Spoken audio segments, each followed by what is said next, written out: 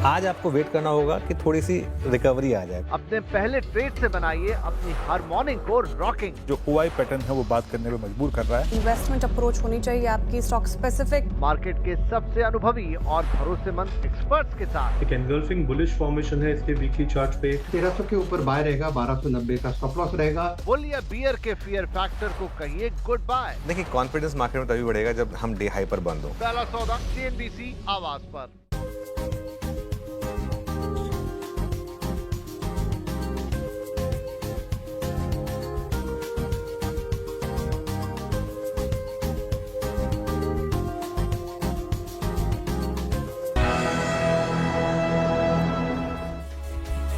नमस्कार, मैं हूं दीपाली राणा। आप देख रहे हैं योर मनी, हमारा खास शो जो हलाते हैं हर रोज अपने व्यूअर्स के लिए, ताकि उनकी हेल्प कर सकें उनके पोर्टफोलियो को बेहतर बनाने में, उनकी फाइनेंशियल प्लानिंग करने में। अगर आपने कोई भी पोर्टफोलियो बनाया हुआ है, कंफ्यूज है गोल्स को लेकर या फिर सही प्लानिंग को लेकर, तो हर कंफ्यूजन को दूर करता है योर मनी।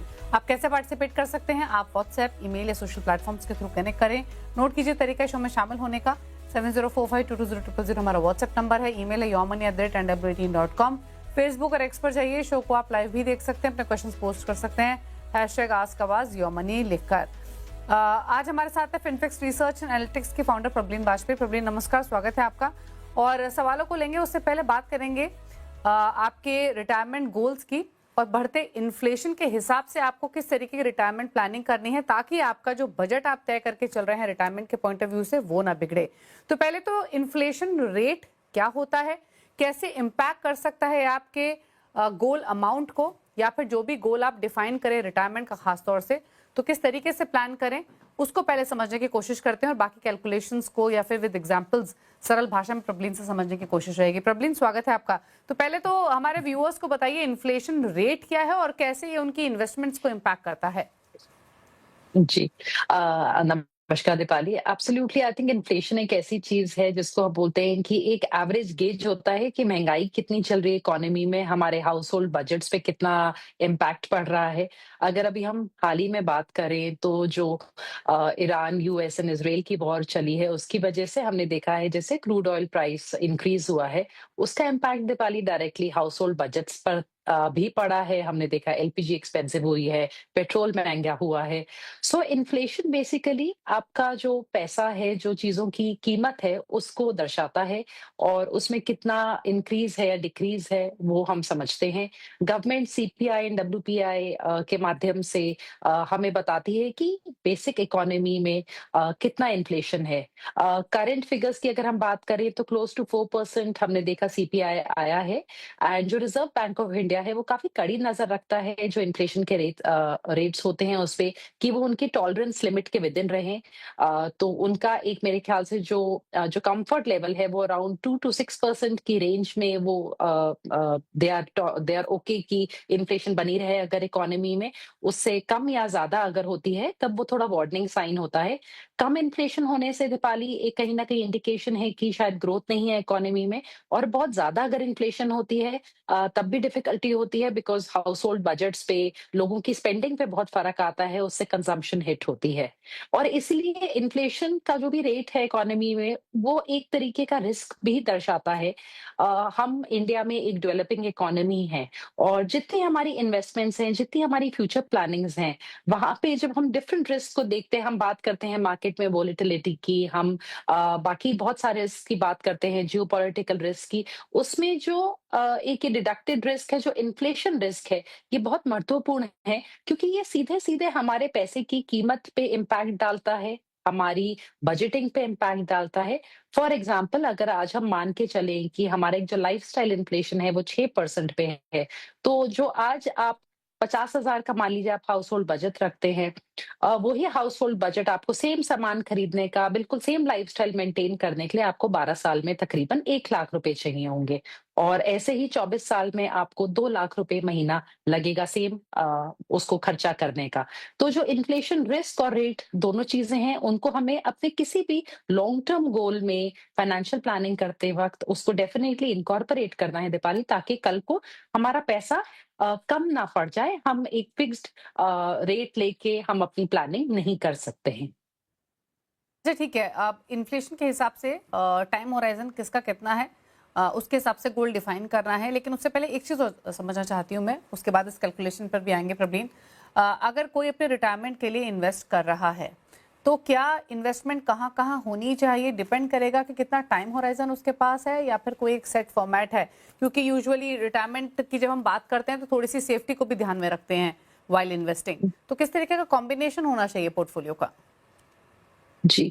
दीपाली, अगर हम कुछ साल पहले की बात करें तो कोई व्यक्ति अगर 60 साल पे रिटायर होते थे तो लाइफ एक्सपेक्टेंसी तब उतनी नहीं होती थी। इंसान अबाउट 10, 15, 20 इयर्स का एक पीरियड होता था। उसके बाद उतनी अच्छी मेडिकल फैसिलिटीज में नहीं थी, तो आपका एक ओवरऑल रिटायरमेंट लाइफ देखें तो कंपैरेटिवली कम थी। आज के टाइम पे अगर हम देखें तो लोग थोड़ा जल्दी भी रिटायर होना चाहते हैं। मान लीजिए आप 55 पे भी रिटायर होना चाहते हैं। अगर हम 60 भी लेके चले दीपाली, तब भी रिटायरमेंट के आने तक तो हमें डेफिनेटली डिफरेंट इंस्ट्रूमेंट्स के थ्रू प्लानिंग करनी ही है। मान लीजिए आपके पास क्या होराइजन है, आपका लंबे समय का होराइजन है, तो डेफिनेटली आपके पास इक्विटी में एलोकेशन लेने का अधिक स्कोप है। अगर आपकी रिटायरमेंट थोड़ी पास भी है, हम मान लेते हैं 7 या 5 साल दूर है, तो भी दीपाली आपने कितना कॉर्पस बना लिया है उसके ऊपर डिपेंडेंट होगा कि आप कहाँ निवेश करें। पर डेफिनेटली वहां पे हमें थोड़ा कंजर्वेटिव जाना पड़ेगा। हम लो टू मॉडरेट रिस्क के प्रोडक्ट्स में ही जाएंगे, बिकॉज हम बहुत ज्यादा वोलेटिलिटी नहीं चाहेंगे अपने पोर्टफोलियो की।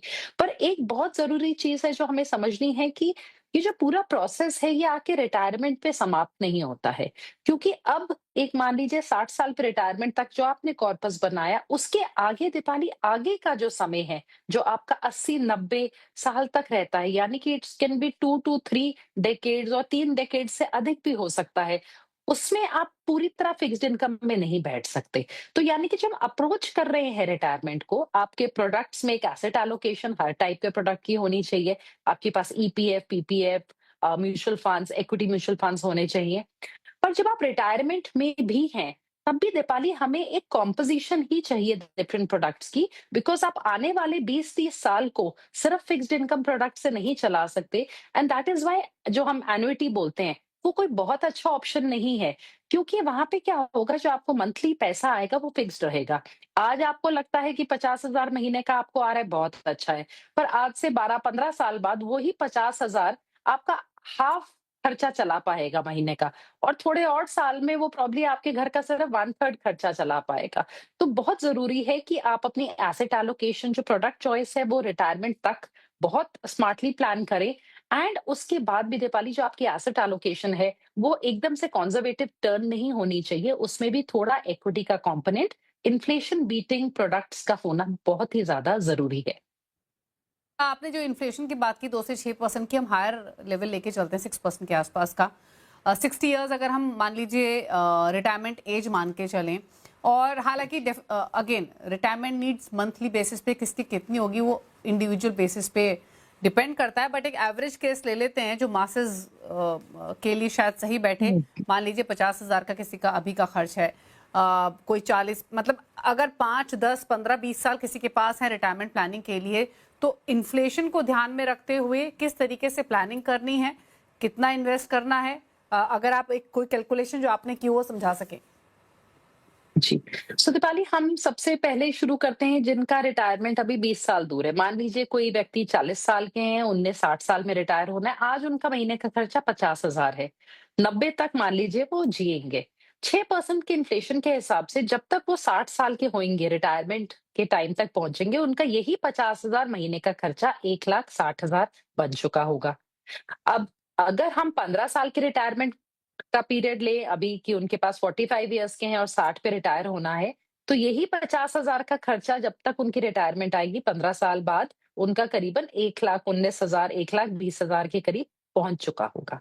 आज से अगर हम 10 साल बाद मान लीजिए व्यक्ति ने रिटायर होना है, तो ये जो 50,000 है ये क्लोज टू 90,000 बन जाएगा। और अगर उनने 5 साल में ही रिटायर होना होगा तो ये 50,000 करीबन 66,67,000 तक उनका बढ़ेगा, जो रिटायरमेंट का उनको जो अमाउंट हो जाएगा उनके महीने के खर्च का।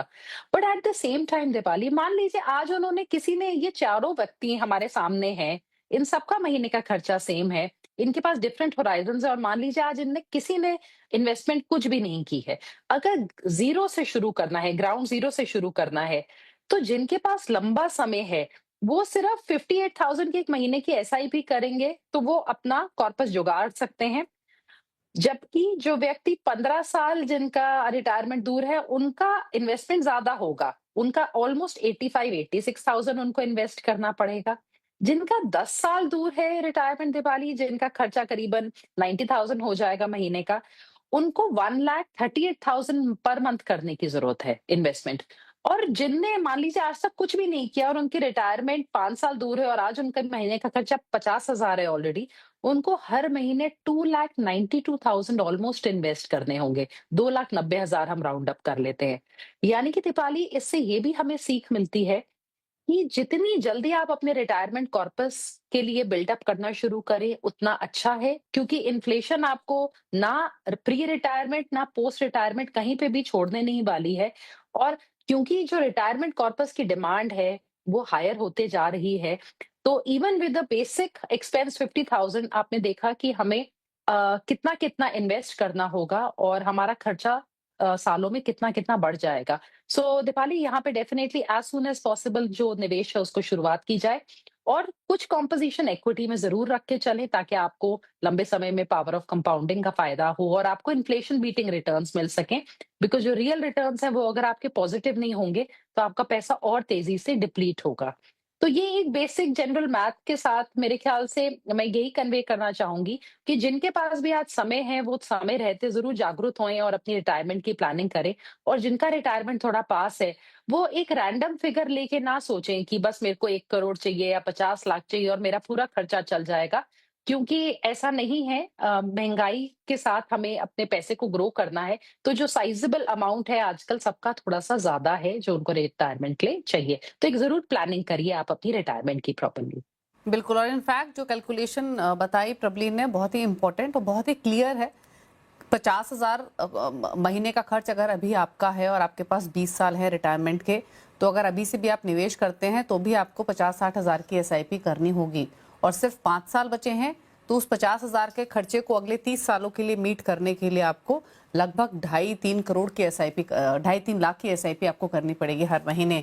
तो बिल्कुल मैसेज बिल्कुल क्लियर है जो प्रबलीन ने कहा आखिर में। इनफैक्ट बहुत इंपॉर्टेंट बात प्रबलीन ने लास्ट में कही कि इन्फ्लेशन को बीट करना है और एक साइजेबल रिटायरमेंट कॉर्पस एक्यूमुलेट करना है, तो अभी से शुरुआत कीजिए, जल्द से जल्द शुरुआत कीजिए।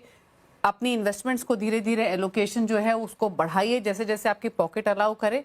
एक स्पेसिफिक अमाउंट ना डिसाइड करके अपने मंथली एक्सपेंसेस के हिसाब से इस कैलकुलेशन को कीजिए जो भी प्रबलीन ने आपको समझाई। उम्मीद है इससे काफी मदद मिलेगी हमारे व्यूअर्स को एग्जैक्ट रिटायरमेंट प्लानिंग के लिए। आगे बढ़ते हैं और बात करते हैं व्यूअर्स से। पहले व्यूअर शोभित सक्सेना ग्रेटर नोएडा से हमारे साथ कनेक्टेड है। शोभित नमस्कार, बताइए क्या सवाल है आपका। Hello ma'am, good evening. Ma'am मैंने अपना जो पोर्टफोलियो वैल्यू है वो पूरा आपसे शेयर कर रखा है। मैं अराउंड 9 फंड्स में अभी इन्वेस्ट कर रहा हूँ। SIP अमाउंट टोटल 67,500 का है और मैं लमसम पेमेंट भी करता रहता हूँ एवरी मंथ। 35,000 का इंडिविजुअल इन्हीं 9 फंड्स में से किसी एक फंड में मैं करता रहता हूँ। तो मेरा ओवरऑल SIP वैल्यू अराउंड 1,03,000 के आसपास पहुँच जाता है। मैम मेरे 2 क्वेश्चन हैं। एक तो मेरा जो टारगेट मैंने रखा है इनिशियली, जो गोल है मेरा, वो मैं next 3 years I want to increase my portfolio value to 1 crore and उसके बाद जो सब्सिक्वेंट 4 years में 3 करोड़ का मैंने टारगेट इन्वेस्ट करके रखा है। तो उसमें आई वांटेड टू अंडरस्टैंड कि SIP इज सफिशिएंट या मुझे थोड़ा उसको एनहांस करने की जरूरत है। एक में शोभित, आप मुझे अपने दोनों टारगेट्स दोबारा बताइए। आपने गोल्स क्या आइडेंटिफाई किए हैं अपने, कितने इयर्स में कितना रकम चाहिए? In next 3 years 1 crore and subsequent 4 years में 3 करोड़। यानी टोटल 7 इयर्स में आपको 4 करोड़ चाहिए या नेक्स्ट 3 years में 1 crore? Yes ma'am. Okay ma'am, 10% crore मेरा जो पोर्टफोलियो है इसमें कुछ फंड्स में कभी कभी ट्रैक करता हूँ वो अंडर परफॉर्म करते हैं, जैसे कि फॉर एग्जाम्पल आपके टाटा डिजिटल। तो शुड आई कम ऑफ दो फंड, और अगर बाहर निकलता हूँ तो क्या कंपाउंडिंग का इम्पैक्ट इन फंड से खत्म हो जाएगा, फिर से जीरो से स्टार्ट होगा? तो वो मैम थोड़ा आपने कोई डिजिटल फंड तो मेंशन नहीं किया अपने पोर्टफोलियो में? मैम टाटा डिजिटल का एक फंड है मेरा जिसमें मैं 5,000 की मंथली SIP करता हूँ। क्योंकि जो लिस्ट हमारे पास में है उसमें टाटा डिजिटल फंड मेंशन नहीं है। मैं एक बार मेंशन कर रही हूँ आपका पोर्टफोलियो, प्लीज चेक कीजिए। मेरे asset large and mid cap 23,500 के SIP, 12,000 पराग पर एक flexi cap, SBI large cap में 5500, देन 5,000 ईच 3 फंड्स में, जो कि Kotak small cap, PGIM India mid cap, axis small cap है, देन 4,000 SBI कॉन्ट्रा और ICICI प्रू मल्टी एसेट में 2,500। मैम उसकी नीचे आई थिंक 2 फंड मैंने मेंशन तो कर रखे, मैं भी बताइए, बता दीजिए आप मुझे अभी बता दीजिए प्लीज। टाटा डिजिटल में कितना है आपका? टाटा डिजिटल 5,000, पराग पर एक फ्लेक्सी कैप 12,000। हाँ, पराग पर एक फ्लेक्सी कैप है हमारी लिस्ट में, टाटा डिजिटल फंड में से था, वो मैं ऐड कर देती हूँ। ठीक है, ठीक है। तो फंड्स के नेम तो आपने सुने प्रबलीन, इनके पास 8 फंड्स हैं, 2,500 से लेकर 23,500 तक इनके सिप चल रही है। एक टाटा डिजिटल फंड और है इनके पास, जो इनकी लिस्ट में शायद जो डिटेल्स आपको मिली होंगी उसमें मेंशन नहीं होगा, वो आप ऐड कर लीजिए। स्ट्रैटेजी इनकी, जैसे इन्होंने क्लियरली कहा, 67,000 की महीने की सिप करते हैं, 35,000 लमसम डालते हैं हर महीने इनमें से किसी एक फंड में या 2 फंड में। तो टोटल 1 लाख के इनका मंथली निवेश हो रहा है। 10% का ये एनुअल स्टेप अप भी करेंगे। 33 लाख की इनकी पोर्टफोलियो की वैल्यू है। इन्होंने गोल्स अपने अभी क्लियरली मेंशन किए। एक चीज इनफैक्ट इनके पोर्टफोलियो पर तो राय चाहिए ही गोल्स पर, एक चीज और मैं जानना चाहती हूँ आपसे इन्हीं के इस पोर्टफोलियो से लेकर, क्या ये स्ट्रैटेजी सही है कि SIP और लमसम का कॉम्बिनेशन हर महीने किया जाए? जी जी जी दीपाली, सो जो शोभित जी का क्वेश्चन है दीपाली, अगर हम इसको एनालाइज करें तो इन्होंने सारी चीजें ब्रॉडली ठीक की हैं। इनके पास क्लैरिटी है कि इनको कितना पैसा चाहिए, ये SIP कर रहे हैं और हर महीने कुछ लमसम भी ऐड कर देते हैं। तो अगर, क्योंकि इनका जो लमसम अमाउंट है दीपाली वो एक तरीके से कांस्टेंट है हर महीने, तो हम उसको SIP की तरह ही ट्रीट कर भी सकते हैं कि हर महीने 35,000 एक्स्ट्रा जा रहा है। सो एक lump sum and SIP and lump sum का कॉम्बिनेशन में कोई बुराई नहीं है। प्रोबेबली ये कमिट नहीं करना चाहते कि हर महीने उतना डाल ही पाए, पर प्रॉब्ली इनके पास बचता होगा तो ये डाल देते होंगे महीने के किसी ऐसे टाइम पे जब इनको लगे मार्केट करेक्ट होती है। कई इन्वेस्टर्स दीपाली पसंद करते हैं अपने पास थोड़ा सा वो डिस्क्रिप्शन रखना अपने तरीके से, वो उनको लगता है कि स्पेसिफिक डे पे हम कुछ ऐड ऑन कर दें किसी स्कीम में। ओवरऑल जो इनका 1,02,500 रुपए की SIP बन रही है, वो सब बढ़िया है। बट यहाँ पे शोभित जी को मैं 1-2 बातें सबसे पहले बताना चाहूंगी। दीपाली शायद आप भी अग्री करेंगी कि SIP एक 3 साल के होराइजन के हिसाब से जो चल रहे हैं बहुत ट्रिकी है। शोभित जी, जब हम SIPs बोलते हैं तो मुझे लगता है 5 इयर्स तो आपका मिनिमम होराइजन होना चाहिए। आप यहाँ 3 साल का होराइजन लेके चल रहे हैं। 3 years can be a very tricky period. अगर आज आप 2023 से 2026 की SIPs को 3 साल बाद देखें तो कई तो अभी भी नेगेटिव में है। तो अगर आप इतने शॉर्ट टर्म गोल के लिए SIP का रूट लेना चाहते हैं तो मुझे लगता है वो थोड़ा रिस्की हो सकता है। आइडियली आपको 3 साल के होराइजन के लिए लमसम करना चाहिए, और अगर आप SIP करें तो फिर वो जैसे आपकी स्मॉल कैप्स में भी जा रही हैं, मिड कैप में भी जा रही हैं, वो आपके रिस्क को बहुत ज्यादा बढ़ाता है। अगर मान लीजिए कुछ करेक्शन आगे चल के आती है तो इंक्रीज होने के बजाय उस टाइम पे आपका पैसा आपको डिप्लीटेड भी दिख सकता है। तो पहले तो ये स्ट्रैटेजी उतनी सही नहीं है। अगर हम लमसम की बात करें तो आज से 3 साल बाद अगर लमसम चाहिए तो आज भी उसके लिए 77 लाख की जरूरत है। चाहे हम 9% का रिटर्न लगा लें, 12% का रिटर्न लगा लें, तब भी हमें 71 लाख चाहिए। बिकॉज शोभित जी, जो ये पूरी मैथ में, जो गणित में ना, जो टाइम है वो कई बार रिटर्न से ज्यादा पावरफुल होता है। आप कितना समय दे पा रहे हैं। तो मेरा आपसे ये सजेशन है कि आप 3 साल बाद एग्जिट, अगर वो बहुत स्पेसिफिक ऐसा गोल नहीं है कि आपको चाहिए ही चाहिए, तो आइडियली आपको डायरेक्टली अपने 7 इयर्स के बाद, जो 3+4 ईयर पीरियड आपने बोला है, आप 7 ईयर के बाद के हिसाब से ही अपनी SIPs को प्लान करिए, और वो मेरे ख्याल से सही रहेगा। और 7 साल में भी अपनी SIP प्लस स्टेप अप और जो छोटा सा आपका लमसम जमा ऑलरेडी हो चुका है, उन सारी चीजों को मिला के आप 2.4 करोड़ बना पाएंगे। 4 करोड़ तब भी नहीं बनेगा। 1 करोड़ प्लस 3 करोड़ मैंने कर लिया है। सो शोभित जी, बेसिकली आपके यहाँ पे टाइमिंग की हमें करेक्शन की रिक्वायरमेंट है। दूसरा, जो ये पोर्टफोलियो है ये भी टेक्निकली मीडियम टर्म या नियर टर्म के हिसाब से करेक्ट नहीं है, गिवन कि इसमें कितने स्मॉल कैप है। फिर जैसे PGIM mid cap, I will suggest आप इसको एग्जिट कर सकते हैं। आपको टाटा डिजिटल की थीमेटिक फंड की अगेन रिक्वायरमेंट नहीं है, तो आपको अपने स्मॉल कैप, मिड कैप और इनफैक्ट लार्ज कैप भी आपका एक्टिव फंड है, हम पैसिव भी जा सकते हैं। बट आपके पोर्टफोलियो में चेंजेस की रिक्वायरमेंट है, स्पेशली विद दिस होराइजन। आपका पोर्टफोलियो ज्यादा हाइब्रिड्स या लार्ज कैप में होना चाहिए 3 से 4 साल के लिए। अगर हम 7 ईयर मान के चले तब भी मैं सजेस्ट करूंगी आप अपने थीमेटिक फंड को स्टॉप एग्जिट कर सकते हैं। एनपीजीआई मिड कैप की जगह या तो आप कोई दूसरा एक्टिवली मैनेज्ड फंड या फिर आप सिंपल पैसिव फंड उठा लीजिए मिड कैप स्पेस का 150 इंडेक्स। फर्दर अगर आप चाहते हैं कि इसी 3 साल में आपको 1 करोड़ बनाना है और आप वो जोखिम लेना चाहते हैं, तो आपको अपनी मंथली एसआईपी को इस टाइम पे 92,000 93,000 से बढ़ाना होगा। सो मुझे एज ए स्ट्रैटेजी लगता है कि आपको थोड़ा चेंज लाना चाहिए। जो आपकी प्लानिंग है उसमें सब सही है, पर जो उसमें टाइम पीरियड है वहां गड़बड़ है और थोड़े से पोर्टफोलियो में चेंजेस करने की आपको रिक्वायरमेंट है। ओके, तो क्लियर है जो प्रबलीन ने बताया, उसके हिसाब से आप स्ट्रैटेजी बनाइए और अभी भी कोई कंफ्यूजन हो तो आप वापस शो में शामिल होकर अपने सवाल पर राय ले सकते हैं। रुकने इसी के साथ एक ब्रेक ले, लौटेंगे तो कुछ और व्यूअर्स से करेंगे बातचीत, तो वापस आते हैं।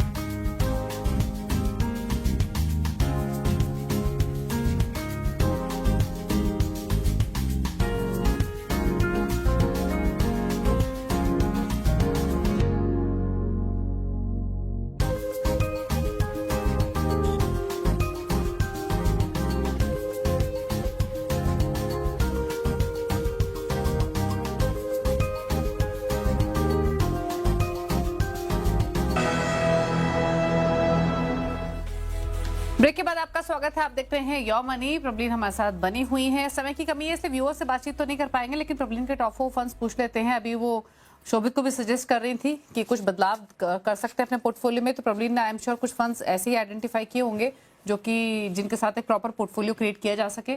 बताइए प्रॉब्लम।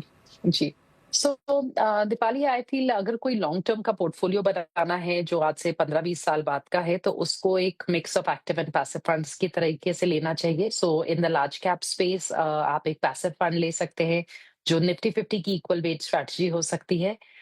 मिड कैप में आप निफ्टी का 150 इंडेक्स फंड ले सकते हैं। सो आपका एक कोर बन गया large and mid cap fund से। उसका आप कॉम्प्लीमेंट कर सकते हैं एक मल्टी कैप फंड के साथ। तो मल्टी कैप फंड आप किसी भी अच्छे क्रेडिबल फंड हाउस का देख लीजिए, जैसे निपॉन, कोटक हो गया, एसबीआई देख सकते हैं। निपॉन का अच्छा कॉम्बिनेशन बनता है इन दोनों पैसिव्स के साथ। और आईसीआईसीआई का एक वैल्यू फंड हम ऐड कर रहे हैं सो दैट थोड़ी सी कॉन्ट्रा अप्रोच मिल जाए, बिकॉज कॉन्ट्रेरियन स्ट्रैटेजी मेरे ख्याल से पैसिव्स के साथ और बेहतर जाती है। बिकॉज स्पेशली जैसे 150 इंडेक्स है, ये मार्केट कैप बेस्ड इंडेक्स होते हैं, यानी कि बड़ी कंपनी को बड़ा वेटेज मिलता है। तो जिनके प्राइसेस ज्यादा अधिक ऊपर जा रहे हैं उनका वेटेज ऑटोमेटिकली थोड़ा कहीं ना कहीं बढ़ता है। सो मेरे ख्याल से इन 4 फंड्स के साथ इन्वेस्टर्स अपना एक अच्छा लॉन्ग टर्म पोर्टफोलियो बना सकते हैं। तो ये रहे प्रॉब्लम के टॉप 4 फंड्स, आपकी स्क्रीन पर बना सकते हैं उसके हिसाब से स्ट्रैटेजी। थैंक यू प्रॉब्लम आने के लिए शो में और सभी व्यूअर्स की क्वेरीज को आंसर करने के लिए। इसी के साथ एक ब्रेक के साथ भी खबरें जारी है सीएनबीसी आवाज पर। नमस्कार।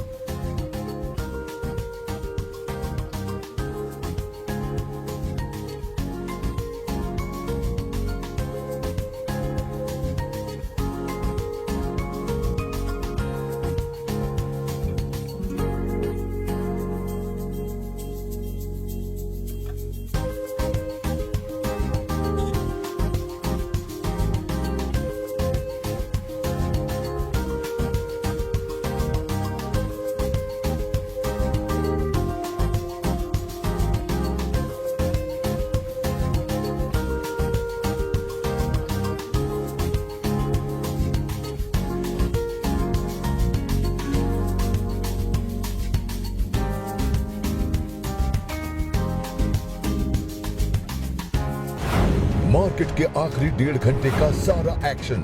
ओवरनाइट पोजीशन को पुट के साथ हेज जरूर करें। अगर आप कैरी कर रहे हैं तो overnight long position. Closing bell बजने से पहले कीजिए जबरदस्त कमाई। देखिए पूरा कैपिटल मार्केट स्पेस अच्छा कर रहा है। अभी कुछ स्टॉक्स ऐसे जो कि पुट राइटर्स के कन्विक्शन के मुताबिक ट्रेड कर रहे हैं, जाने माने एक्सपर्ट्स के साथ। हम इसको शॉर्ट करेंगे जैसे ही टूटेगा। ऊपरी लेवल पर टारगेट 32 रुपीस तक के देखने मिल सकते हैं। देखिए कमाई का अड्डा।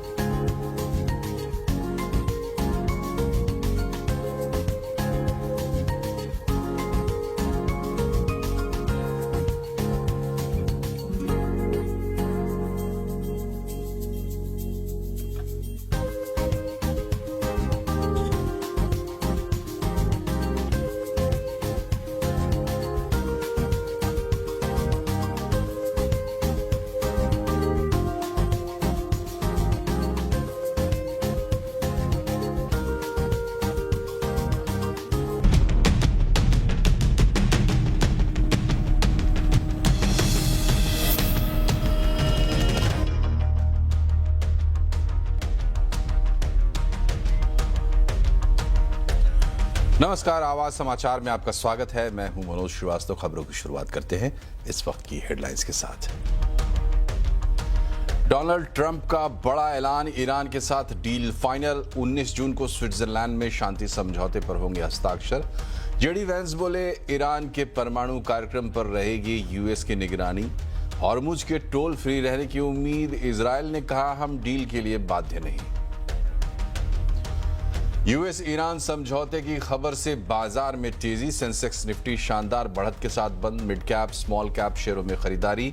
रियल्टी कैपिटल मार्केट शेयरों में तेजी। स्ट्रेट ऑफ हॉर्मुज खुलने की उम्मीद में फिसला कच्चा तेल। $83 के नीचे फिसला ब्रेंट का भाव। सोने चांदी में तेजी। एमसीएक्स पर सोना 1,53,000 के पार। महाराष्ट्र गुजरात में मानसून में और देरी। मौसम विभाग का अनुमान 25 जून के बाद महाराष्ट्र गुजरात में अच्छी बारिश संभव। जुलाई में एल नीनो के मॉडरेट रहने की संभावना। सितंबर में दिख सकता है स्ट्रॉन्ग एल नीनो। भारत और अमेरिका के बीच ट्रेड डील को अंतिम रूप देने के लिए अगले हफ्ते भारत दौरे पर आएगी अमेरिकी टीम। 23-24 जून को वाणिज्य मंत्री पीयूष गोयल से भी होगी मुलाकात। अंतरिम ट्रेड डील को मिलेगा फाइनल टच। स्लोवाकिया के दौरे पर प्रधानमंत्री मोदी का औपचारिक स्वागत। स्लोवाकिया के प्रधानमंत्री के साथ द्विपक्षीय बैठक। कल फ्रांस के साथ किए 13 अहम समझौते। नोएडा इंटरनेशनल एयरपोर्ट से कमर्शियल उड़ानों की शुरुआत। इंडिगो की पहली उड़ान से लखनऊ पहुंचे किसान। मुख्यमंत्री योगी आदित्यनाथ ने की किसानों से मुलाकात। मर्सिडीज ने अपनी पहली plug in hybrid car S450e की लॉन्च। एक शोरूम कीमत 2 करोड़ 20 लाख से शुरू। पेट्रोल इंजन के साथ मिलेगी इलेक्ट्रिक मोटर।